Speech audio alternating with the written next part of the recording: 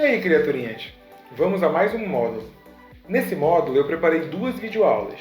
Essa é a primeira videoaula e aqui eu vou apresentar para vocês algumas informações essenciais para a discussão e o entendimento do iluminismo como parte de tudo que influenciou o pensamento moderno, a ciência moderna e, consequentemente, a psicologia, direto ou indiretamente. Então, vamos à primeira videoaula desse módulo.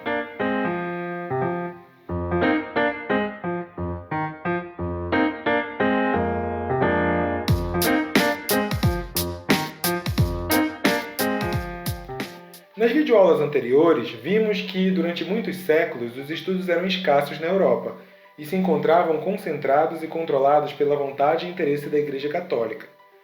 Durante a Idade Média, tivemos muitas perdas irregistráveis, ou seja, perdas que até nem sabemos porque não temos sequer o registro do que se perdeu. Isso porque, como os incêndios das bibliotecas eram muito comuns, muitos exemplares que eram únicos se perdiam e outros eram destruídos pela censura que o clero fazia sobre as obras que contrariavam os interesses da fé. Quase não existiam, mas quase mesmo. Na verdade, podemos até afirmar que não existiam obras com cópias disponíveis como a gente tem hoje. Cada obra era exclusivamente única. E a única maneira de se reproduzir qualquer obra, qualquer livro, qualquer página escrita era por meio de cópia manuscrita, que os copistas, que os monges faziam das peças originais. Porém, nem todas as obras eram autorizadas a serem copiadas. Também fizemos um percurso em vários movimentos da Europa a partir do século XIV, que tinham como ponto em comum uma posição de rompimento com os valores medievais, a recuperação de outros valores inspirados lá na Antiguidade Grega e a criação de novos valores atrelados às concepções de homem, de natureza, de mundo e de sociedade. Do século XIV ao século XVI, caracterizamos esse movimento como Renascimento e, a partir daí, o apogeu, o início e desenvolvimento da ciência moderna. O elemento central desses movimentos foi a valorização do ser humano no sentido de uma recolocação do ser humano no centro das ações e no controle da natureza, em oposição à centralização e controle divinos da era medieval. Com a valorização dos aspectos humanos, também cresceu a valorização dos aspectos racionais humanos, esses capazes de interpretar e conhecer a natureza.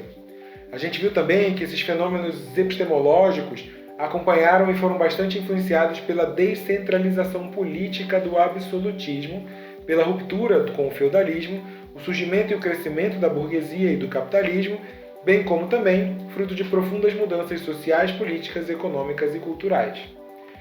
Esse período de profundas transformações na visão do mundo do homem ocidental traz consigo também uma rejeição de ideias até então dominantes e que estiveram garantidas por muito tempo, mas que agora, pela força da autoridade imposta por uma nova classe social e na mudança do meio de produção, estavam contestadas.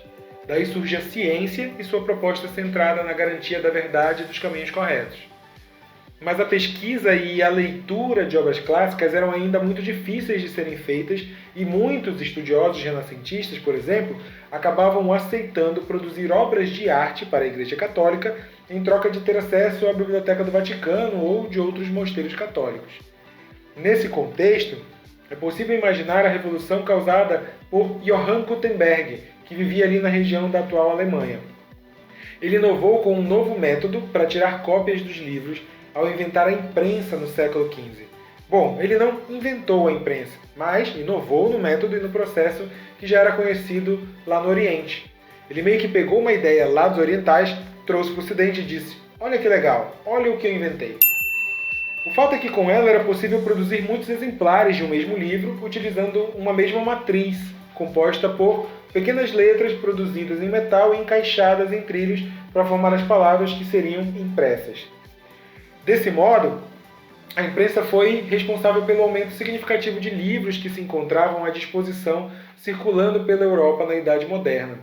E com isso, se tornou possível reproduzir mais rapidamente livros, periódicos, jornais, revistas e até mesmo cartazes. E assim a informação deixou de ser restrita a poucas bibliotecas ou a coleções particulares, favorecendo o acesso à informação e o desenvolvimento das pesquisas. Que maravilha! Todo mundo podia ter acesso à informação no século XV. Mas calma, não era bem assim. O primeiro livro impresso por Gutenberg em sua inovadora invenção foi a Bíblia. Esse trabalho, Johann Gutenberg, considerado aí esse trabalho de harmônica excelência estética, Gutenberg dedicou 5 anos para sua conclusão. 5 anos para imprimir, organizar e publicar a Bíblia em uma versão traduzida do latim para o alemão. 5 anos, minha gente. E você aí reclamando da sua impressora velha. Ele imprimiu, em todos esses 5 anos, 180 exemplares. 180 cópias da Bíblia em alemão foram colocadas em circulação. A impressão da Bíblia em alemão foi muito importante na época, principalmente para o movimento da Reforma Protestante que se desenrolou no século XVI. Haja vista que até então a Bíblia era lida em latim e a sua circulação não era tão grande, tal como passaria a ser a partir da invenção da imprensa. O trabalho da imprensa, ainda que pareça demorado, era mais rápido e menos cansativo do que copiar tudo na mão. Na Europa renascentista, a chegada da impressão mecânica de tipo móvel introduziu a era da comunicação de massa, que alterou permanentemente a estrutura da sociedade. Ao longo dos séculos XVI e XVII, a imprensa garantiu aos estudiosos, bem como também toda a burguesia, a comunicação mais fácil das descobertas, das ações, através de jornais e revistas acadêmicas amplamente divulgadas, o que colaborou muito para a Revolução Científica. Uma relativa e irrestrita circulação de informações e ideias, revolucionárias por sinal, transcendeu fronteiras, capturou as massas na reforma e ameaçou o poder das autoridades políticas e religiosas. O aumento também acentuado da alfabetização quebrou o monopólio da elite letrada e reforçou a classe burguesa emergente. A imprensa se espalhou dentro de várias décadas para mais de 200 cidades na Europa. Já ainda no século XVI, as impressoras em operação em toda a Europa Ocidental já haviam produzido mais de 20 milhões de volumes dos mais variados tipos.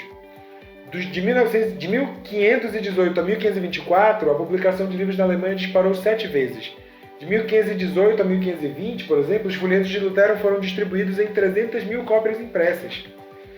No século XVII, as impressoras se espalharam muito e aumentou 10 vezes a produção de livros. A operação de uma imprensa, por exemplo, tornou-se tão sinônimo de uma empresa de impressão que emprestou seu nome todo a um novo ramo da mídia, a imprensa.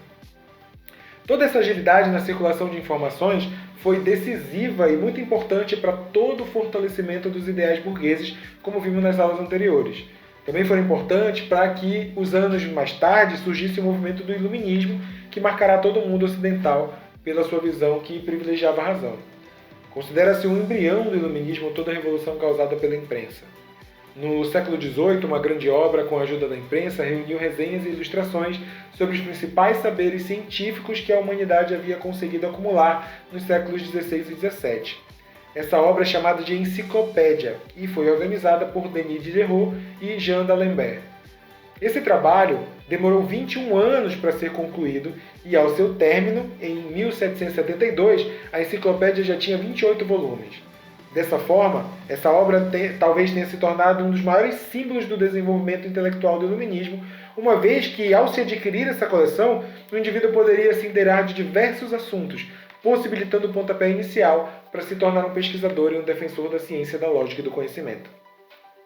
Mas até o século XVII, todo o governo era monárquico e absoluto, existindo quer pela tradição, quer pelos direitos divinos dos reis. Perante essa concepção, nenhum homem nasce livre e todos os homens são desiguais. É com o Iluminismo que nasce uma nova concepção do direito natural.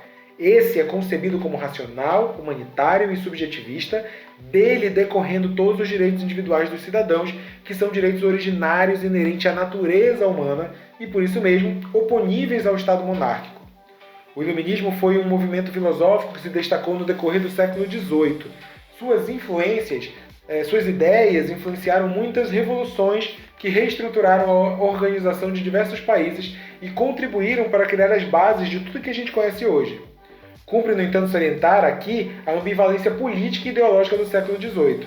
Se por um lado é o século das luzes, do racionalismo, das primeiras ideias liberais, por outro lado, é o coroamento da evolução política do absolutismo, da centralização e do reforço do poder local. Nessa segunda dimensão, o século XVIII é o século do absolutismo conjugado e complementado pelo iluminismo, ou seja, é a fase que ficou designada como despotismo esclarecido, a soma da monarquia com o influxo das ideias modernas e reformadoras do iluminismo. Assim, buscando enfatizar o lado mais racional e lógico do ser humano, o iluminismo acreditava que a ciência era o caminho para jogar as luzes da cultura sobre a escuridão que tomou conta da mentalidade da Europa desde o feudalismo. O nome iluminista, portanto, nasceu dessa ideia que só seria possível entender as verdades do mundo material quando se debruçava nos estudos e se jogava sobre fatos às luzes da ciência. Desse modo, podemos destacar Isaac Newton, que se tornou um grande ícone da ciência iluminista ao postular os princípios da física clássica com muitas leis que são válidas até nos dias atuais, mesmo com todo o avanço da ciência. No campo político e filosófico, os iluministas defendiam os princípios de propriedade, liberdade e igualdade perante a lei como o norte do pensamento humano. Vale destacar que os iluministas não defendiam a igualdade financeira. Esse conceito só vai surgir lá no século XIX. Mas quando o iluminista defende a igualdade, ele se refere à ideia de que todos, independentemente da sua renda ou posse, devem ter os mesmos direitos e deveres perante as leis, sem que hajam privilégios. Nesse contexto, os iluministas eram contrários aos abusos do absolutismo e do mercantilismo. Defensores de ideias republicanas e liberais, esses filósofos denominaram o período que os antecede como o Antigo Regime, período das monarquias. Repensar esse modelo e propor uma nova realidade era projeto de muitos dos pensadores iluministas. Um deles, John Locke. Isso mesmo, John Locke. A gente já viu John Locke lá na epistemologia, mas agora vamos ver um pouco mais sobre ele e a sua influência política no iluminismo. Toda escola de período iluminista admite, e John Locke não é uma exceção, ela admite uma fase primitiva da vida humana, chamado estado de natureza. O estado de natureza é uma situação em que não há poder político, em que os homens vivem entregues a si próprios, sem qualquer organização do tipo político e também sem qualquer afirmação de poder capaz de governar a comunidade. Para Locke, existe a passagem, então, do estado de natureza para o estado de sociedade, em que já existe um poder político através de um contrato entre os homens, um pacto social feito com o consentimento de todos para atribuir algum poder para governar a comunidade. Locke vai se diferir de Hobbes, à medida em que não considera esse estado de natureza nem negativo nem positivo antes do que os homens façam sobre eles mesmos.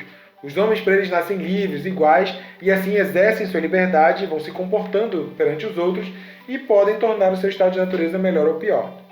Partindo da própria formulação de Hobbes, de que o estado surge da vontade e da ação do homem, Locke defende a visão de que, em sendo assim, esse estado só é legítimo se expressar a vontade e o consentimento dos governados, manifestos através dos representantes eleitos. Assim, a criação do Estado era por ele vista como um ato de liberdade do homem e não negação. Locke teorizou também sobre o direito de rebelião da sociedade civil contra um governo despótico, reforçando a concepção da necessidade e legitimidade do poder. Mais que isso, ao teorizar sobre o papel do parlamento, por ele definido como um poder legislativo, lançou as bases da teoria da divisão dos poderes, que mais tarde vai ser aperfeiçoada por Montesquieu, um dos principais expoentes do pensamento iluminista. Partindo da tradição forjada ao século XVII, o iluminismo teve no racionalismo sua base de fundamento e análise. A razão, vista como única guia para o conhecimento e único critério para a diferenciação entre o bem e o mal, representava aí também uma violenta crítica ao papel desempenhado pela Igreja, de resto, detentora do monopólio do ensino em vários países europeus. No âmbito político, o elemento central foi a defesa de uma liberdade política numa negação do absolutismo que ainda caracterizava as monarquias europeias, à exceção da Inglaterra, por exemplo. Tal liberdade manifesta-se na existência de órgãos de participação política que limitem o poder dos governantes e permitam aos cidadãos expressarem seus anseios acima e além da vontade do governante. Ao lado dessa visão liberal, em termos políticos, a defesa da liberdade econômica foi constante no pensamento iluminista. Negando a intervenção do Estado na economia, base fundamental da atuação das monarquias absolutistas. Em termos sociais, o iluminismo tinha por base a defesa da igualdade social, aqui entendida como a negação dos privilégios de que gozavam a nobreza e o clero. Dessa forma, a ideia de igualdade deve ser entendida apenas como igualdade jurídica de nascimento, não se confundindo, conforme veremos a seguir, até mesmo com o princípio da democracia. Por outro lado, essa mesma atitude de negação a privilégios explica em parte o forte anticlericalismo que pautou o pensamento iluminista. Essa atitude também é fruto do racionalismo, que tinha na Igreja e no pensamento religioso seus grandes inimigos. Desse modo, pode-se destacar os trabalhos de Voltaire, um grande crítico do absolutismo, das instituições tradicionais, das injustiças sociais e defensor da liberdade de pensamento. Ele passou a criticar e censurar o que o radicalismo religioso impunha sobre a ciência que impedia de evoluir. Voltaire é uma figura muito importante no iluminismo. Ligado à alta burguesia, ele foi um grande defensor das liberdades civis e um crítico fervoroso do absolutismo, da nobreza e principalmente da Igreja, sendo um dos pensadores que melhor encarou o espírito do século das luzes. Suas ideias influenciaram pensadores importantes tanto na Revolução Francesa quanto na Americana. Ficou conhecido por dirigir duras críticas aos reis absolutistas e aos privilégios do clero e da nobreza. Por dizer o que pensava, foi preso 2 vezes e, para escapar de uma nova prisão, refugiou-se na Inglaterra, onde teve contato com as ideias de John Locke e com o empirismo britânico. Esse filósofo também dedicou muito dos seus estudos para refletir se o homem, em estado natural, é um ser verdadeiramente livre. Uma das frases mais famosas de Voltaire é: "Não concordo com uma palavra do que me diz, mas lutarei com a minha vida, se preciso for, para que tenha o direito de dizê-las." Apesar disso, conta-se que Voltaire era meio avesso às camadas populares e nem era tão bacana assim na hora de ouvir o que o outro tinha a dizer, principalmente se vinha de um nobre ou do clero. Mentira. Vai? Bom, outro pensador iluminista foi Jean-Jacques Rousseau, que se destacou entre os filósofos da época por ser um dos poucos que defendiam a ideia de um governo baseado na república com participação popular. Na história das ideias, seu nome se liga inevitavelmente à Revolução Francesa. Ele dedicou alguns de seus estudos para pensar a educação e as práticas pedagógicas e aí vai fazer severas críticas às ideias defendidas por Hobbes, um pensador absolutista que dizia que o homem é naturalmente mau. Falar do Hobbes de novo, lembra do Hobbes? O homem é o lobo do homem. Pois é, Rousseau era categoricamente contrário a essa afirmação e pensamento. O princípio fundamental de toda a obra de Rousseau, pelo qual é defendido até os dias atuais, é que o homem é bom por natureza, mas está submetido à influência corruptora da sociedade. O homem é naturalmente bom, é a sociedade que o corrompe. Para Rousseau, o homem então poderia ser compreendido em 2 estados, como todos, o estado de natureza e o estado de sociedade. O estado de natureza de Rousseau é, na verdade, a antítese do homem hobbesiano, pois enquanto Hobbes o homem é o lobo do homem, em Rousseau, o homem natural em estado de natureza é, na verdade, uma ovelha. Não nessas palavras, é claro, mas a ideia consiste justamente no entendimento de uma natureza mansa, benigna, fadada a uma boa convivência. Eu acho que já dá para a gente criar uma teoria sobre o estado de natureza bovina nos tempos atuais. Cabe uma pesquisa aí. Mas bora voltar para o Rousseau. Em estado de natureza, o homem viveria uma vida isolada dos demais, plenamente livre e feliz.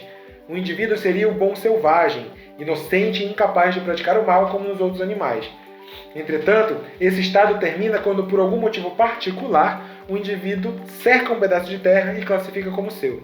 O surgimento da propriedade privada é o motor gerador da desigualdade e da violência.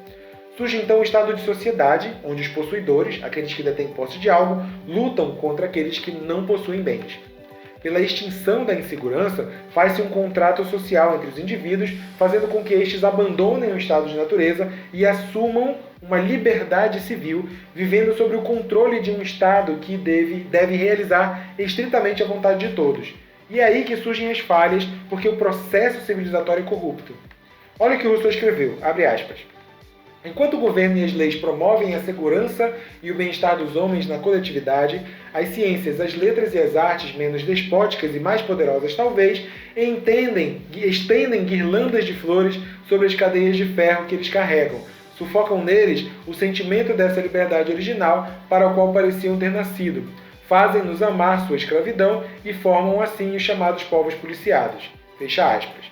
Em outras palavras, Rousseau entendia que tudo que o Estado de sociedade fazia era utilizar seu aparelhamento e assim a própria cultura, a educação, conhecimento, as leis, as artes para fins de controle do homem. Ou seja, tudo é utilizado segundo os interesses de uma minoria que se utiliza do estado de sociedade em cima da maioria. Exemplo clássico das monarquias que não tinham nenhuma intenção em atingir o bem comum e só corrompiam cada vez mais a boa natureza dos homens.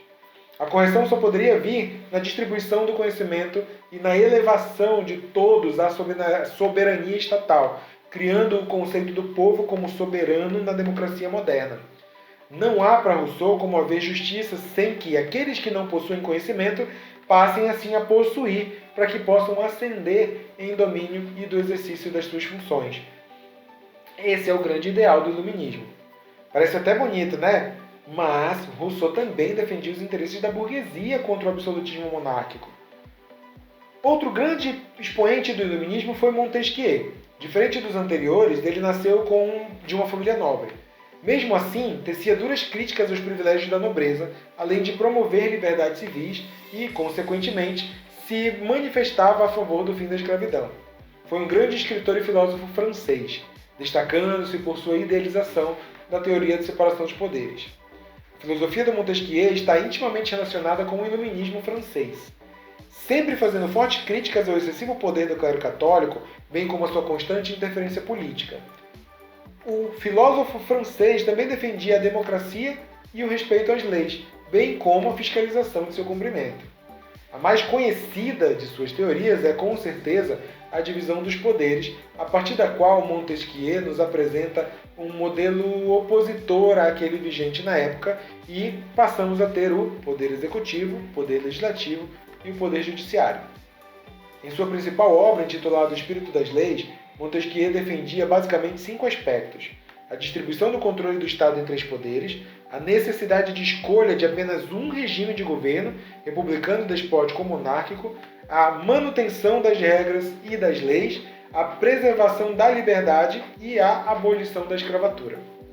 O Espírito das Leis analisa de maneira extensa e profunda os fatos humanos com um rigoroso esboço de interpretação do mundo histórico, social e político, em que o perfeito equilíbrio seria capaz de garantir um sistema político mais democrático. A pertinência das observações e a preocupação com o método permitem encontrar no seu trabalho elementos que prenunciam uma análise sociológica. Apesar de haver divergência entre os pensamentos, entre os diversos pensadores iluministas, é possível notar algumas tendências gerais comuns. O que caracteriza as luzes, além da valorização do homem, é uma profunda crença na razão humana e nos seus poderes. Além disso, tem-se, a partir da ascensão do pensamento filosófico-científico em meados do século XVI, uma mudança acerca da funcionalidade e da ciência no lugar do indivíduo no mundo. As ideias racionalistas e iluministas influenciaram os governantes absolutistas que pretenderam governar segundo a razão e o interesse do povo, sem abandonar, porém, o poder absoluto, ficando conhecido como déspotas esclarecidos. Foram reis ou sucessores monárquicos que abriram mão de parte do seu poder e dos seus privilégios para se manter no trono e não serem derrubados pelas revoluções populares. Em geral, eles optavam em investir parte dos impostos arrecadados em benfeitorias que favoreceriam os mais pobres e aí assim eles ganhavam apoio das classes mais populares. Lembra do que a gente vem conversando sobre o conhecimento e o Estado estarem lado a lado com os interesses burgueses? Pois é, exemplo clássico. A Europa no século XVIII e XIX viu significativas mudanças que resultaram de intensas revoluções.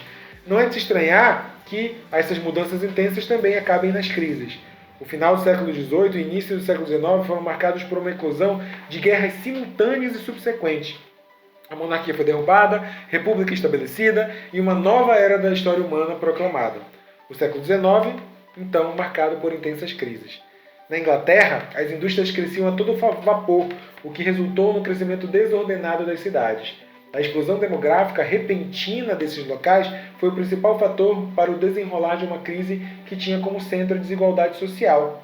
Milhares de desempregados e desabrigados, pessoas passando fome e morrendo de doenças, além de os trabalhadores fabris não terem direitos garantidos, o que era expresso por jornadas de trabalho desumanas e de baixa remuneração.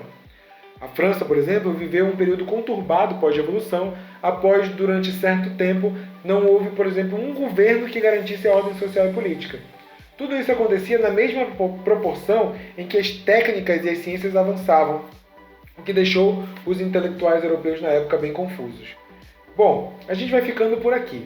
Na próxima videoaula eu vou apresentar e vou discutir com vocês o texto O que é o Esclarecimento, de Immanuel Kant, também como parte do movimento iluminista e do romantismo alemão. Não esquece de ver o próximo vídeo e ler o texto para fazer a atividade, beleza? Essas são as referências utilizadas para compor a nossa aula e roteirizar a nossa videoaula.